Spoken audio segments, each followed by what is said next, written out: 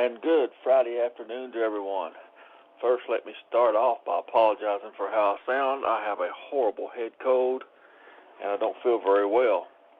That's why we didn't have a show last week. I've had a little bit of a cough.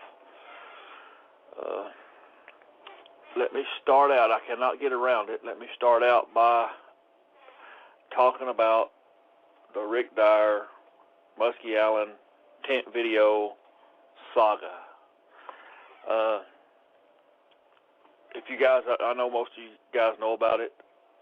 There's been a meeting between Rick Dyer, Muskie Allen to see this Bigfoot body. I don't really want to get into all that stuff that much. You can go to our website and catch up on all of that. The last thing really that's come out is by Dr. Meldrum, and his statement is it really puts up big question marks about whether there's a body or not.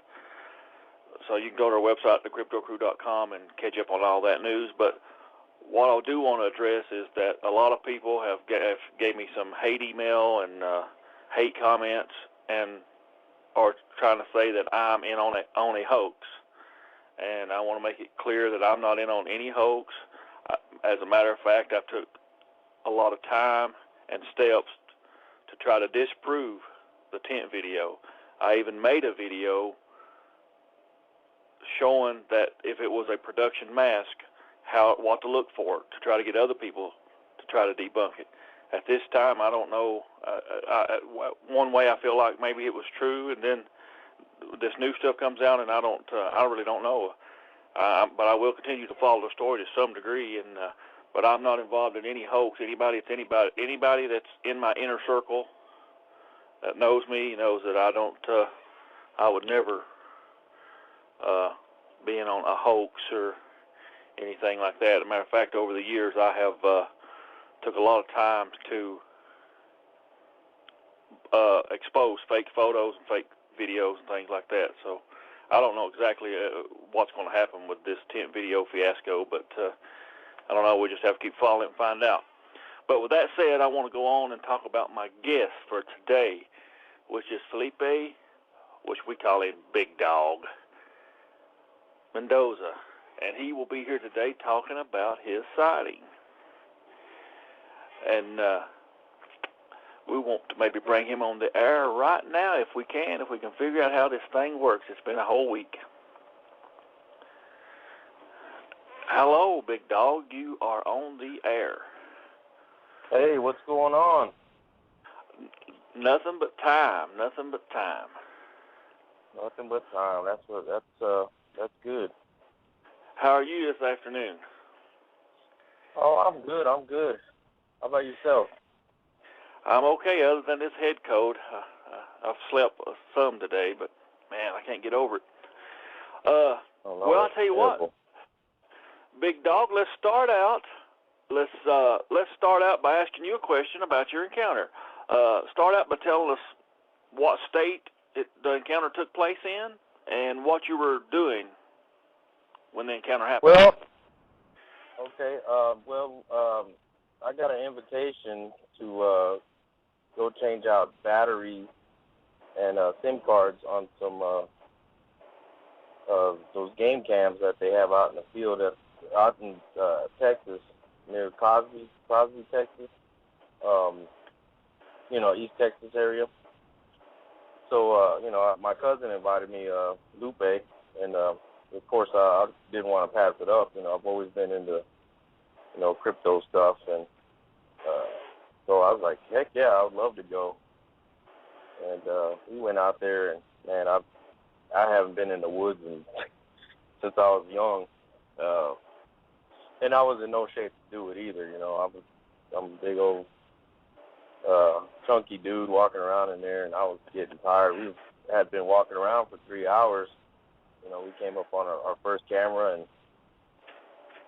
we changed the batteries and the SD cards, and I was already just looking around. It was kind of crazy. I've never been out in that part of the woods before, and so we were walking around. We kind of found a weird footprint, and I was cool with that. I was like, oh man, that's pretty cool. It's a big print. It wasn't a real clear one, because there's just so much stuff on the ground, a lot of leaf litter all over the ground. But I thought that was kind of crazy.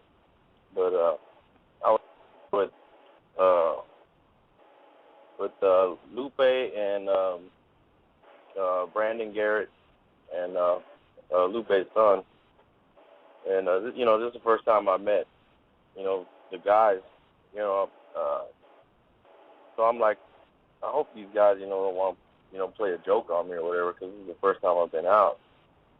Well, and then my cousin was walking around, and he saw something, he saw a silhouette, or he saw something big. So he goes, look, there's one right there.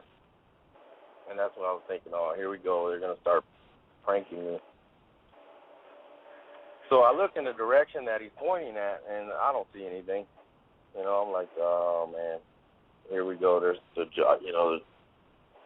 guys are going to try to scare me or whatever. Run off and leave you in the wood.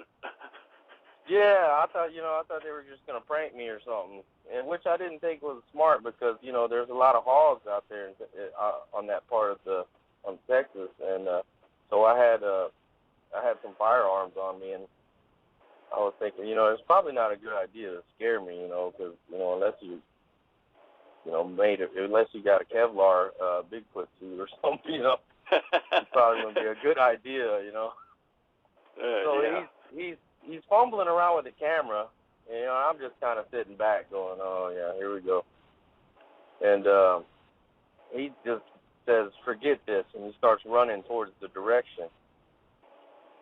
So I just stopped in my spot, and I'm just watching all this happen, and I'm still looking at where he pointed. And when he did that, something there was like a big arm, like a big hand. It put its hand on a tree. I didn't, get to see the whole body, but I saw a hand and an arm, and it was pretty big and kind of a shoulder. It looked like a football player. And it pushed off on a tree and started running. Like it was squatting down.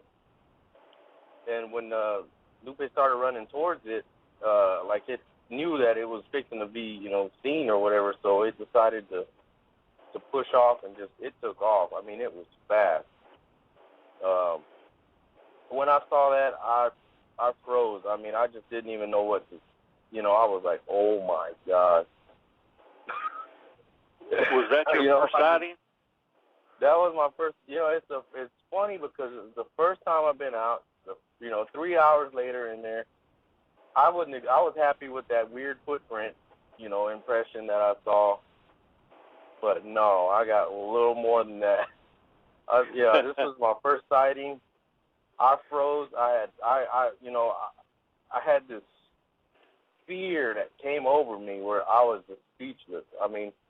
And, the team is running around, they're talking about it, they're describing it, where it was at and this and that, and I'm sitting there they said I was white as a sheet, I was frozen. So finally, I think I was speechless for about 5 minutes.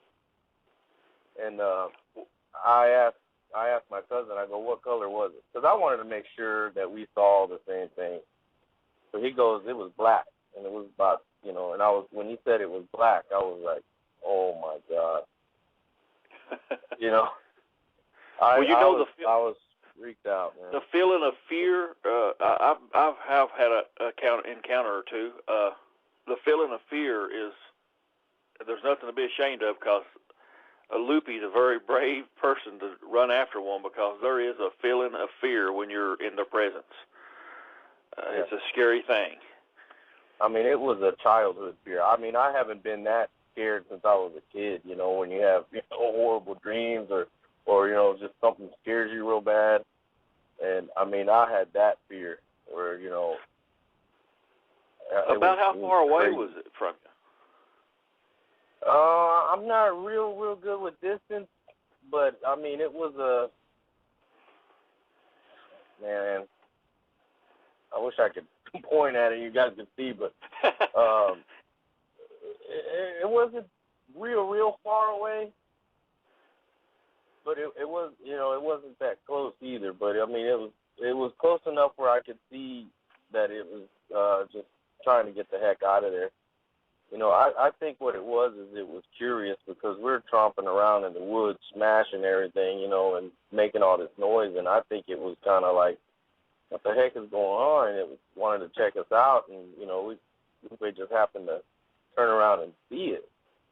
You know, he said he saw the head, the shoulders, you know, like but it was standing behind a bush. You know, of course, when he gets excited and says, there it is, I don't see anything, but, you know, he points in the direction. I looked, and I saw something just get up and take off. Well, you know, and like I said, I was just frozen, and I was just like, man, I just wanted to get out of there. I just wanted to leave immediately. It was not fun anymore. You didn't care about the game cams no more, right? I didn't care. I wanted to go home. But, you know, I didn't want to be a big baby, you know, because everybody else is calm, and I'm like, dude, is this not bothering anybody else? You know? So. Well, about how long did this whole episode take place? How long did it take for all this to happen? Maybe less than a minute, I'd say. Oh, so it was pretty quick then, yeah. It was really quick, you know, because I saw him fumbling around his camera, and then he goes, screw this, takes off running, and I'm still staring off in the same direction, and something just took off, and I was like, oh, my God. And it had really black, shiny hair with the you know, reflection of the sun was, you know, like kind of, you know, blazing off of it. And right, had a shine that like tree. it. And that tree was probably, you know, either 8 to 10 inches, you know, round, and it pushed it. And when it pushed it, it moved it. You know, the tree just shook, and it took off. That's kind of, you know, what caught my attention, because I saw a hand get on it real slow, and then it pushed it, and the tree shook, and it was gone. Well, could you determine maybe how long the hair was? Was it kind of short hair, long hair? Or? I would probably say maybe 3 inches, maybe. It wasn't, you know, real long, but, I mean, it just was real black. What time of year did this take place? This was in May. Yep, in May. So it was kind of warming up. Oh, it was hot. It was really hot, because I remember I was running out of water. I was underprepared for this trip. You know, I didn't take enough water. I remember I was ready to die.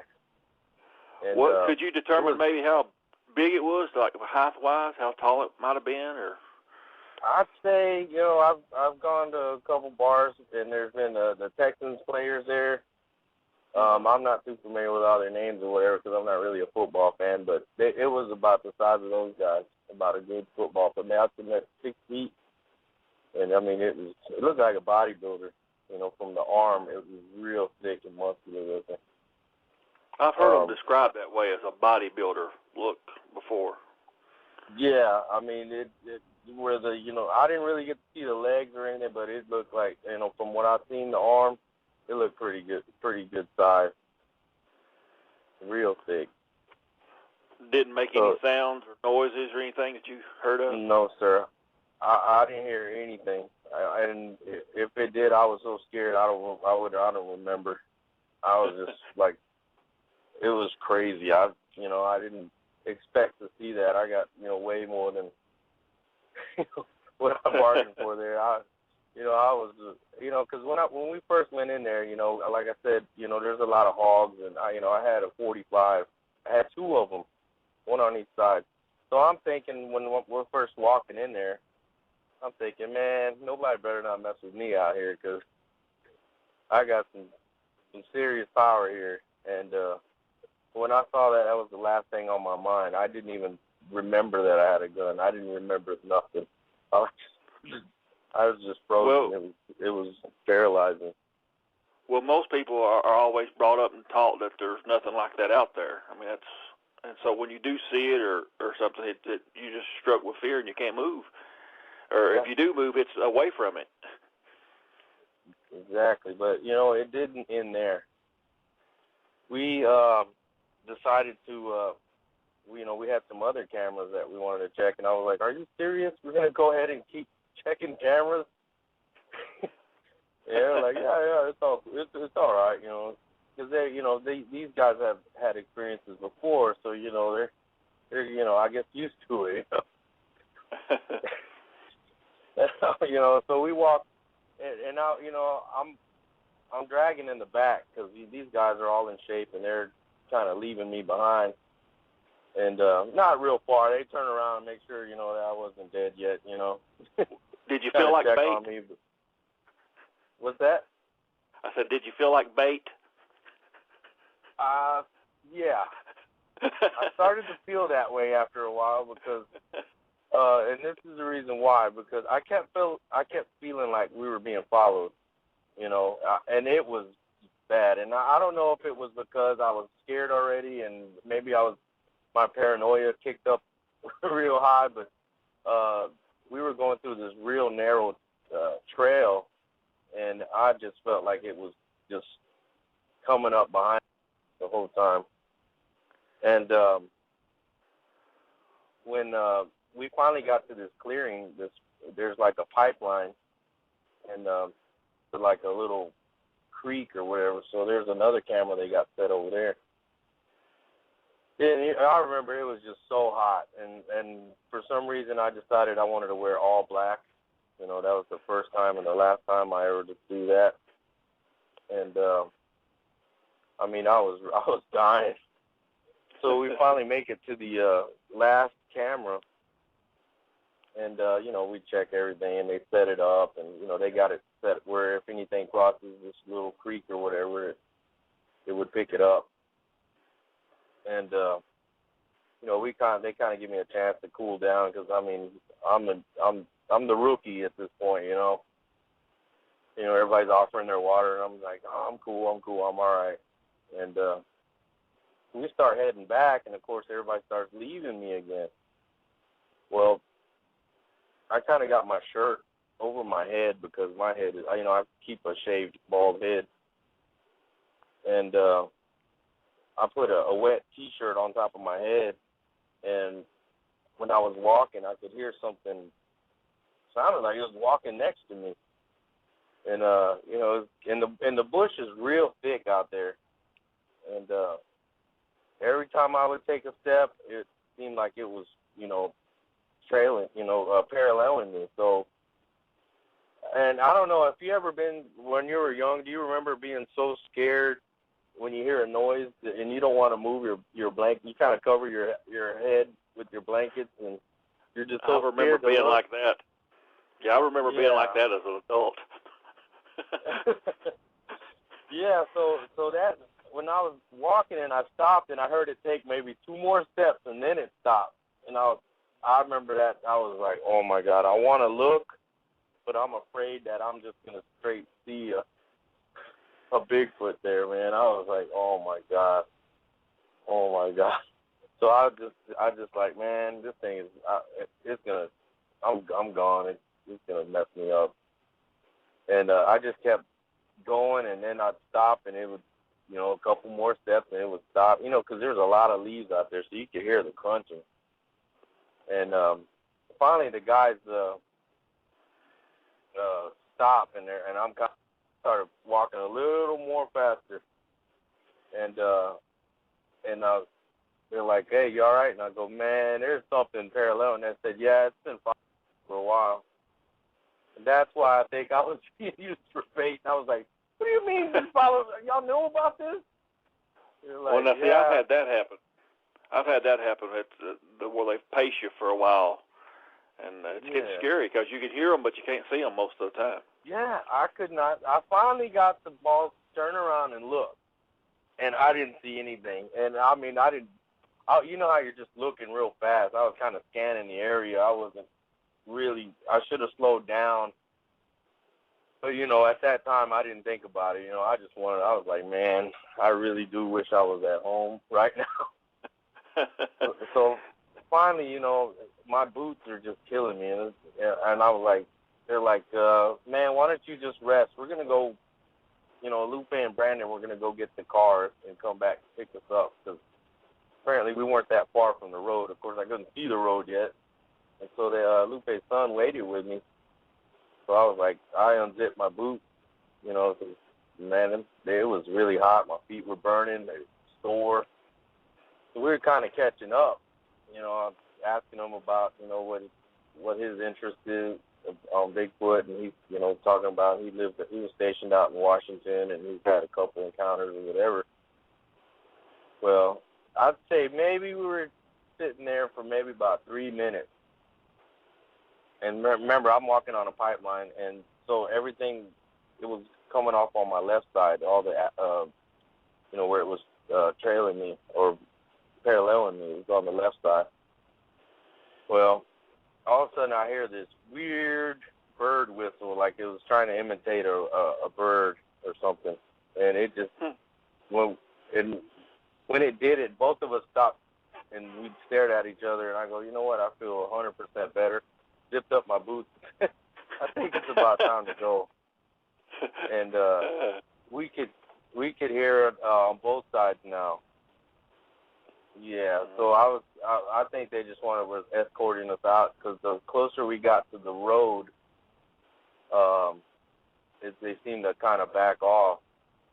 And I mean, I was still scared, but I was trying to maintain my composure. You know, I'm thinking, oh man, if it's time to go, I guess it's time to go. But you know, and then you could just feel that the closer you were getting to the road, because you could start hearing the cars, and it just sounded like they were kind of backing off a little, and backing off. How long was that they followed you? How long was that? How much distance or how much time was that they followed you along? Oh, I would say from when I heard the weird whistle, I would say probably about maybe a good 15, 20 minutes. Oh, well, I'm surprised they didn't throw some rocks at you. Usually that's kind of a thing they like to do sometimes. Yeah, I've heard that too, but nothing thrown at you. We weren't experiencing. No, sir, nothing was thrown at us. I think I would have probably lost my mind if that happened. You might have pulled out those guns and just started blazing somewhere. I might have. You know, like I said, the first time I was scared, I didn't even think about them. You know, that was the last thing on my mind was those guns. Well, let me ask you a question about when you seen the one's arm push off the tree. Mm-hmm. Was the color of that? Did it resemble like the creature from the Patterson footage at all, or was it something totally different looking? The arm was kind of freakishly long, so I don't know. Yeah, I think the arm was pretty similar to the one that on the Patterson film.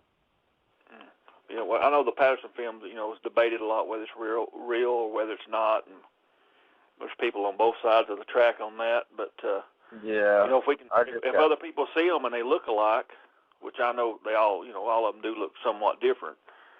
Mm-hmm. But if I believe they're like us. I think they are too. Different especially, colors. You know, as far as different features and stuff.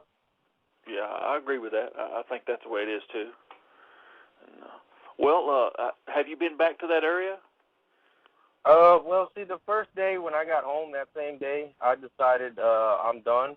That's it, no more. And I'd say maybe about a month later, Lupe gave me a call and said, hey, we're headed back out there, and I don't know why. I said, yeah, let's go. And I remember the whole way on that going over there, I was thinking, what the heck am I doing? But I don't know. It's like I was still scared, and it messed me up for a while. I felt like I couldn't, you know, just typical, you know, you can't talk to anybody about it. You can't talk to the people at work. You can't talk, you know, I've told a couple people, I've had, you know, even my own family kind of, like, those things aren't real, and, you know, start giving me the whole, you know, you imagined it, or, you know, it's not real. And you know, so that's why I was like, I do want to go back. I want to see another one. And so ever since then, I've been, if I can get out there, I'll go out there. Well, that's me. I like to get out and look around, and I've had a few encounters. But some people will not believe until they actually have an encounter themselves. I mean, me and you can talk about it and tell what we've seen, and we can be the best people on earth. But until they see it, they still won't believe us. That's just the way people are. But, yeah. But once you experience true. it, it stays with you. I mean, you don't. Oh yeah. I think because I've been able to talk to other people that had sightings. It was sort of like like rehab, because it traumatized me for a little while. I started getting kind of depressed because I just felt like I couldn't talk to anybody. But then I started talking to other people on Facebook, like Bob Garrett. He's had a lot of sightings and experiences, and I would call him on the phone, and it was just so good to know that I wasn't crazy, because I kept trying to tell myself I didn't see it, because I was like, well, I didn't see that, I imagined it. I think it was with suggestive thinking, that because he said there's one there, I imagined it, but I know I saw it. I just you just kind of doubt yourself after a while, just because it doesn't make sense. Right. So, but I've gone out, and we've gone out at night, and there's something out there making noise and whooping and hollering at us, and there's definitely something out there. Well, that's kind of how I feel about it. There's I've had my own personal experience, but there's a lot of stuff that people are seeing and finding tracks and sounds and stuff. Yeah, some of it may be fake and hoax and things like that, but there's just too much of it. I mean, it's basically worldwide. So there's got to be, something to it. I don't think the whole world's in on pulling a big prank. Yeah, that'd be the prank, of the century. Well, just if like they're you going said, out that far. You guys went out and you was packing weapons. Well, same way here in Kentucky. A lot of times people pack weapons when they're out hunting. It would take a pure idiot to put on a Bigfoot costume and walk through the mountains around here because somebody would shoot them. I mean, it would happen. Yeah. So I just don't see that happen. Especially out here in Texas. I mean, it gets so freaking hot. You would just pass out from the heat. You would die from heat exhaustion with it on if you had a big costume like that on. Oh yeah, you sweat so much you dehydrate. Yeah, you it just wouldn't work. Plus, how can you move that fast with a mask on your head? I tried to think about it, all kind of different scenarios or whatever, and it was just like, no way, dude. It just doesn't make sense. It had to be what. Well, it wasn't a bear, right? No, sir. I'm positive. I've never seen it. Well, I'm not a wilderness person. I don't know too much about different types of animals or whatever. I don't claim to be any sort of big time researcher that knows everything about Sasquatch. I'm very interested, and the curiosity is just driving me crazy, and I do want to have another sighting. I was out there a couple of weeks ago. I spent 3 days and 2 nights out in the woods with my team. Because I joined the team after that. So I was like, well, that's the way to have another sighting, is to be out there in the woods. But yeah, I sure do appreciate you coming on today. We're down to like the last 30 seconds or so, and it's a wonderful story. So but while you're out there researching, if you run into anything else or have another experience or got something you would like to share, just contact me on Facebook or email or something, and we'll go from there. Definitely. All right. And, thank you for having me. And make sure you keep your gun, because a lot of times people don't know those wild hogs are very dangerous. Yes, they tell me about that. The guys, they don't play. They take that very serious. Yeah. And in the summer there's a snake around every corner. That's right. But I appreciate you calling in and telling us your story. Thank you for having me. All right, talk to you later. All right, thank you. And that's today's show, guys. I appreciate you, and maybe we'll have another show next week, and I'll be over this head coat. Y'all have a great day.